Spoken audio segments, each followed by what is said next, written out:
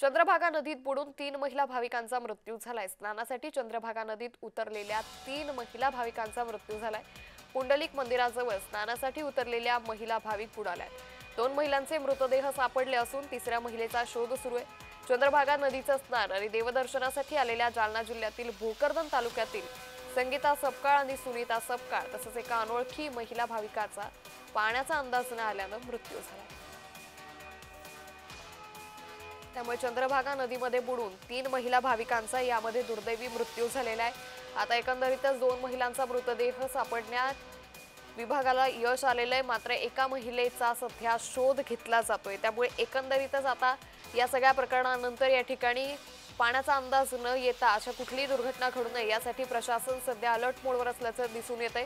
चंद्रभागा नदीत बुडून 3 महिला भाविकांचा मृत्यू झालेला आहे। या संदर्भात अधिक माहिती घेऊयात आमचे प्रतिनिधी संतोष कुलकर्णी यांच्याकडून। संतोष, चंद्रभागा नदीत बुडून 3 महिला भाविकांचा मृत्यू झाला, काय अधिक अपडेट? होय, अत्यंत दुर्दैवी घटना घडलेली आहे। आज चंद्रभागा नदीमध्ये स्नानासाठी उतरलेल्या 3 महिला भाविकांचा मृत्यू झालेला आहे। पाण्याचा अंदाज न आल्याने बुडून मृत्यू झालेला आहे।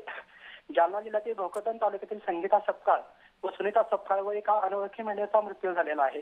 सध्या उजनी धरणातून पाण्याचा विसर्ग सुरू असल्यामुळे पंढरपुरात चंद्रभागेचा प्रवाहात वाढ झालेली आहे।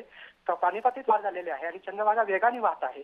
आणि परंपरा अशी आहे की पुंडलिक मंदिरासमोर आंघोळ करून विठ्ठलाचं दर्शन घेणं, पुंडलिकाचं दर्शन घेऊन विठ्ठलाला जाणं आणि या परंपरेमुळे अधिकांश भाविक जे आहे ते पुंडलिक मंदिराजवळ दर्शन घेतात। मात्र एक गोष्ट तुम्हाला आवर्जून सांगायची आहे की पुंडलिक मंदिराजवळ चंद्रभागेचं पात्र खूप खोल आहे आणि पाण्याचा अंदाज न आल्यामुळे यापूर्वी अनेक घटना घडलेल्या आहेत। 2 महिन्यापूर्वी बेळगावतील एका तरुण भाविकाचा इथंच बुडून मृत्यू झाल्याची घटना घडली असताना आज पुन्हा 3 महिला भाविकांचा बुडून मृत्यू झाल्यामुळे जेव्हा चंद्रभागा नदीत पात्रात पाणी असेल तेव्हा रेस्क्यू टीम तैनात करण्यात यावी अशी प्रकारची मागणी आता भाविकातून आणि स्थानिक नागरिकातून होऊ लागलेली आहे। निश्चित धन्यवाद संतोष, आपण दिलेल्या सविस्तर माहितीसाठी।